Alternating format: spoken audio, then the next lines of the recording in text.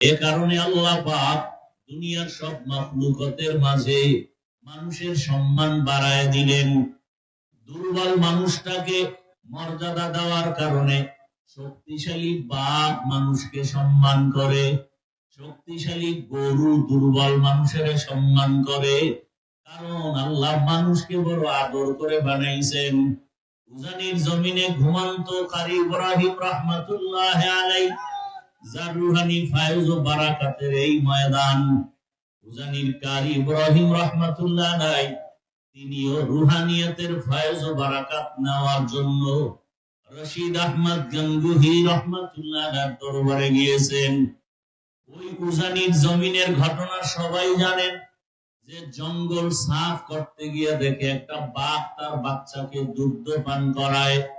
উজানির কারি সাহেব হুজুর বললেন, বাঘ বনি আদম শ্রেষ্ঠ জাতি এখানে বসবাস করার জন্য আসছে, তুমি তোমার গন্তব্যে চলে যাও।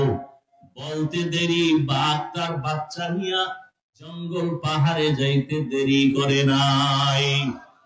থাকো বাগো আবু আতিশ বান্দা আম মানে তু মুর্দা বা হক জিন্দা আম। চরমনার জমিনে ঘুমন্ত ওলিয়ে কামেল সৈয়দ ইসহাক রাহমাতুল্লাহ আলাইহির ঘটনা শুনেছি। বয়ান করতেছেন, বয়ান যখন চলতেছে ময়দানের ভেতরে যেমন কিয়ামতের মাঠ শুরু হয়ে গেল। গলা কাটা মুরগির মতো মানুষ কান্না করে। একজনে বলে, বয়ান বুঝি না। আল্লাহর ওলি বলে, মানুষ এত নিমক হারাম কেন হইলি? আরে কোরআনের কথা গরু শুনে, আল্লাহর কথা গরু শুনে মানুষ কেন শুনবা না? এ কথা বলিয়া গরুকে ডাক দিছে, গরু দৌড়াইয়া হাজির হয়ে গেছে। এটা আমার আল্লাহ পাকের কুদরত। মানুষ এগুলো না বুঝার কারণে বাজে মন্তব্য করে। আরে আল্লাহর কাছে তো বান্দা বড় প্রিয়। আল্লাহ পাক যাকে বেশি মহব্বত করেন সারা দুনিয়ার সব মখলুক তার গোলাম বানায় দেন। আল্লাহ পাক তার নবীকে পর্যন্ত বলেন, আমাকে ভয় করেন, ভয় করিয়া গুনাহ থেকে নিজেকে বাঁচান। রহমতের নবীকেও তাকওয়ার কথা বললেন। সারা দুনিয়ার মানুষকে বললেন, গুনাহ থেকে নিজেকে বাঁচাও, তবে বাঁচাবার জন্য লাগবে আল্লাহর ভয়। আল্লাহর আদালত তো বড় দয়াময়, আল্লাহ বড় দয়ার মালিক, কিন্তু আল্লাহ বারবার ভয়ের কথা বললেন কেন? বলে আল্লাহর আদালতটা হবে বড় ভয়ঙ্কর। আম্মা জান আয়েশা রাদিয়াল্লাহু আনহার কথা আমি প্রায় সময় বলি। একদিন তাকায় দেখে রহমতের নবী ঘরের হুজরার মধ্যে বসে কান্না করেন। আম্মা জান আয়েশা রাদিয়াল্লাহু আনহা বলেন, ইয়া রাসূলুল্লাহ, আপনি কান্না করেন কেন? রহমতের নবী বলেন, আয়েশা, আমার জীবনে দুইটা কথা মনে পড়লে বেশি কান্না করি। একটা হলো আমার দুঃখের জীবনের সময় আমার আপন বলতে কেউ ছিল না। আর একটা সময়ের কথা মনে পড়ে হাসরের মাঠ, যেদিন আল্লাহর আদালত কায়েম হয়ে যাবে। এই জমিনটা পুরা হবে হাসরের মাঠ, আর মক্কার পাশে আরাফার ময়দান হবে আল্লাহর আদালত। আল্লাহর নবী বলেন, ওই দিন সমস্ত মানুষগুলো উলঙ্গ দাঁড়াবে। আম্মা জান আয়েশা বলেন, মানুষ কি লজ্জা পাবে না? নারীদের দিকে তাকাবে, লজ্জা হবে না? আল্লাহর নবী বলেন, আয়েশা, হাসরের মাঠ এতটা ভয়ঙ্কর হবে, কেউ কারো দিকে তাকাবার পর্যন্ত হুঁশ হবে না। এত ভয়ঙ্কর হবে হাসরের মাঠ। মানুষগুলো পাগলের মতো দৌড়াদৌড়ি করবে, সূর্যটা মাথার উপরে নেমে আসবে।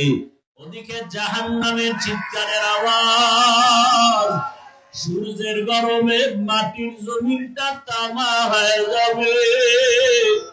ওদিকে জাহান্নামের আওয়াজে হাসরের ময়দানটা থরথর করে কেঁপে উঠবে। আমার আল্লাহর নবী বলেন, আবার আল্লাহ তখন রাগ হয়ে যাবেন। আমার আল্লাহ তখন দয়াময়ের সূরা পাল্টাইয়া আল্লাহ পাক রাগান্বিত আওয়াজ দিবেন। এমন এক ভয়ঙ্কর আওয়াজ, লিমানিল মুলকুল ইয়াউম লিল্লাহিল ওয়াহিদিল কাহ্হার। আল্লাহ পাকের কুদরতি আওয়াজে হাসরের ময়দানটা থরথর কান্না করব।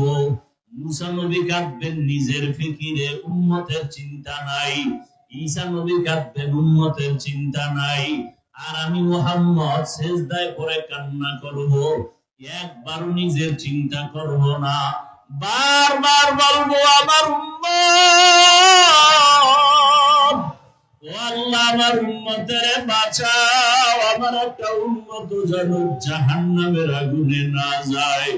কারণ আমার উম্মত জাহান্নামের আগুন সহ্য করতে পারবে না। ওই জাহান্নামের আগুন এত ভয়ঙ্কর আগুন। আল্লাহ তাআলা বলেন আল্লাতী তাত্তালিউ আলাল আফইদা, জাহান্নামের আগুন শরীরের যে কোনো জায়গায় লাগা মাত্র কলিজা পর্যন্ত ভুনা হয়ে যাবে।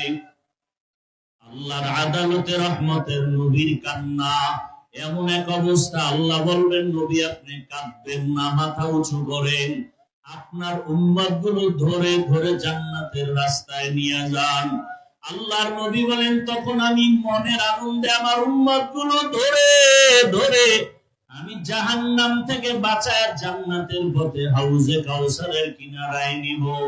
আম্মা জান আয়েশা রাদিয়াল্লাহু আনহা বলে, ইয়া রাসূলুল্লাহ আপনি কোটি কোটি মানুষের মধ্যে উম্মতের চিনবেন কি করে? নবী বলেন আমার যারা খাঁটি আশিক, এরা দুনিয়াতে ওযু বানাইয়া 5 বেলার নামাজ আদায় করত, হাসরের ময়দানে ওই ওযুর জায়গাগুলো নূরের আলোতে ঝলমল করতে থাকবে। আমি নবী দেখে দেখে বাছাই করে করে জান্নাতের পথে নিয়ে যাব। আল্লাহ পাক নবীর কান্না দেখিয়া সহ্য করতে পারবে না, ওদিকে জাহান্নামেরও চিৎকার বন্ধ হয় না। আল্লাহ কুদরতের একটু পানি দিয়া বলবে রে ফেরেশতা জাহান্নামের গায়ে ছিটায়া দাও। জাহান্নামের গায়ে ছিটায়া দাও মাত্র জাহান্নাম পেছন দিকে দৌড়াবে, ধরে রাখতে পারে না। ফেরেশতারা বলবেন ও দয়ার মালিক, যেই জাহান্নামের 70,000 শিকল লাগাইয়া ধরে রাখা যায় না, এমন কি রহমতের পানি দিলেন যে জাহান্নাম পেছন দিকে দৌড়ায়। আল্লাহ পাক বলবেন এটা জমজমের পানিও না, রৌদ্রের পানি, বৃষ্টির পানিও না, সমুদ্রের পানিও না, এই বরকতের পানি আমার মুহাব্বতের নবীর উম্মতের চোখের পানি। এই চরমনার ময়দানে কান্নার আওয়াজ, কত ওয়াজের প্যান্ডেলে যায়, কিন্তু চরমনার মাঠে উজানির মাঠে আসলেই মনে হয় যেন দুনিয়া বলতে কিছুই নাই। ওরে আমি কিসের পিছনে দৌড়াই, কিসের বাড়ি, কিসের গাড়ি, কিসের টাকা পয়সা, কিছুই না। ওরে এখানে আসার পরে বাড়ির চিন্তা নাই, গাড়ির চিন্তা নাই, ঘরের চিন্তা নাই, টাকার চিন্তা নাই। এখানে আসার পরে একটাই চিন্তা, আমার মালিক, আমার মালিকের তো এখন আমি পাইলাম না। আয় আল্লাহ এই ময়দান থেকে কাউকে খালি ফিরাইয়া দিবেন না। আয় আল্লাহ গুণমুক্ত জীবন দান করে। আয় আল্লাহ আপনার খাস ওলিদের বন্ধু হইয়া কলবের খোরাক নিয়ে বিদায় হওয়ার তৌফিক দান করেন। আল্লাহ আমাদের সবাইকে কবুল করেন। দোয়া চাই আল্লাহ পাক ইখলাসের সাথে খিদমতের জন্য কবুল করেন।